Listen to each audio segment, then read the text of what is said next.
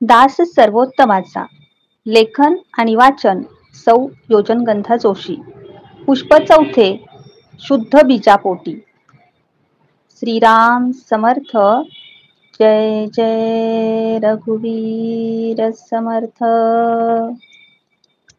समर्थांच्या जन्मापूर्वी 300 वर्षांचा इतिहास हा किती भयानक होता हे आपण आधीच्या 2 लेखांमध्ये पाहिलं.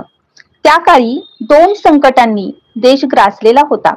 एक होतं आसमानी तर दुसरं होतं सुलतानी. एकीकडे दुष्काळामुळे देश गांजून गेलेला होता. लोकांची प्रचंड उपासमार चालू होती. अन्न अन्न करून लोक तडफडून मरत होते आणि अशा वेळी ऐशो आरामात जगणारे सुलतान मात्र सर्व सुखांचा उपभोग घेत होते. या सुलतानांना आपल्या प्रजेबद्दल, इथल्या समाजाबद्दल कसलीही आपुलकी नव्हती की सहानुभूती नव्हती. केवळ स्वतःच्या सुखासाठी झटणारे आणि कामलोलुपतेमध्ये रममाण असणारे हे सुलतान आणि त्यांचं सैन्य गोरगरीब जनतेला वाटेल तसे त्रास देत होते.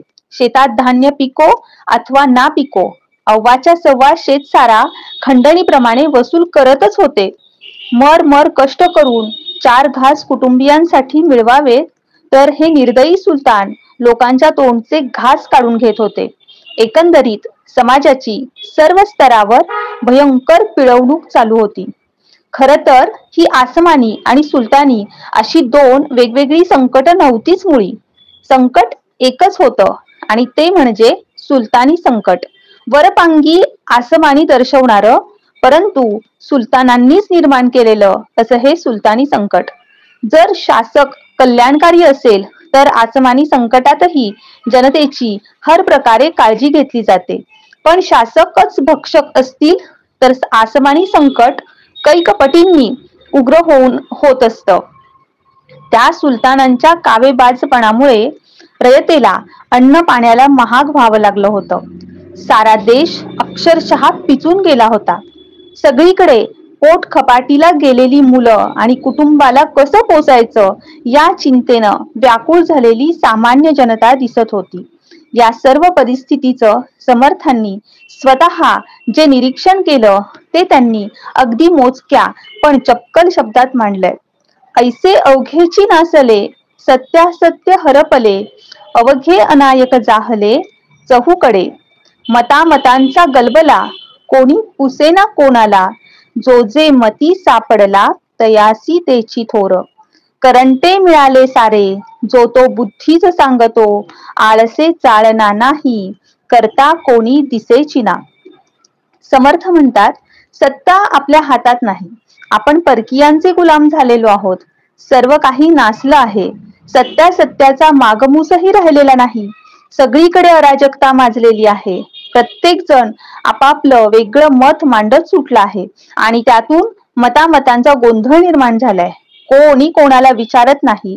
जे त्या योग्यतेचे नाहीत त्यांना लोक शिरावर घेत आहेत.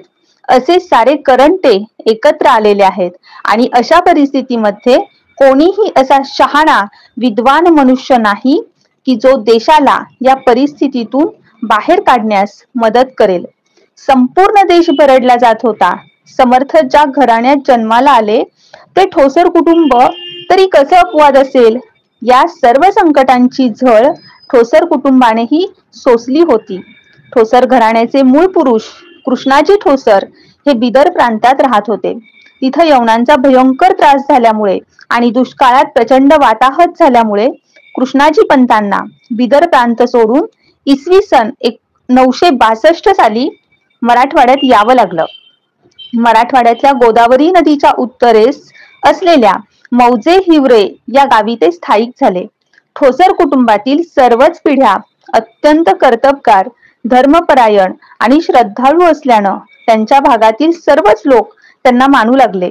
मौजे हिवरे आणि आजूबाजूच्या अनेक गावांचं कुलकर्णी पद ठोसर कुटुंबानं पिढ्यानपिढ्या भूषवलं. याच कुळातले दशरथ पंत हे एक अत्यंत कर्तबगार पुरुष. त्यांनी वडिलांकडून आयतं मिळालेलं कुलकर्णी पद नाकारून स्वतःचं स्वतंत्र अस्तित्व निर्माण केलं.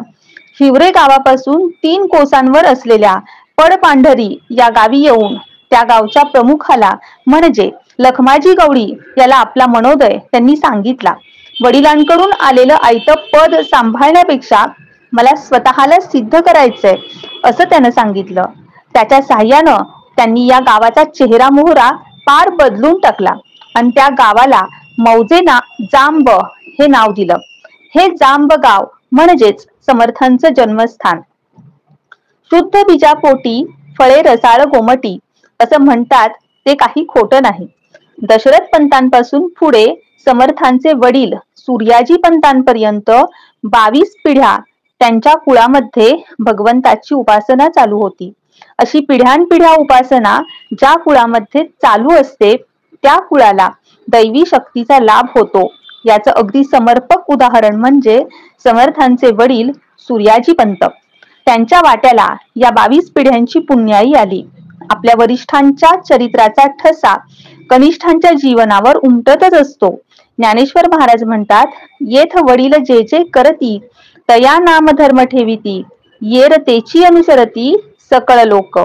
एखाद्या कार्यामध्ये वरिष्ठ अधिकारी जेव्हा चारित्र्य संपन्न असतो तेव्हा त्याच्या चारित्र्याचा प्रभाव संपूर्ण कनिष्ठ वर्गावर पडतो. अधिकारी जर भ्रष्टाचार करत नसतील तर त्यांच्या हाताखाली असलेला नोकरवर्ग भ्रष्टाचार करण्यास धजावत नाही.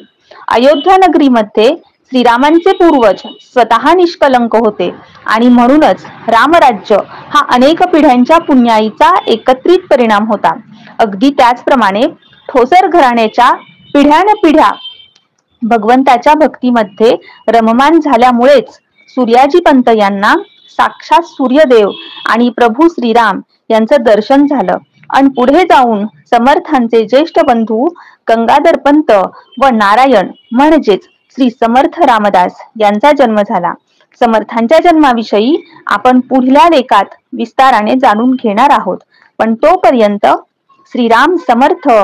जय जय रघुवीर समर्थ.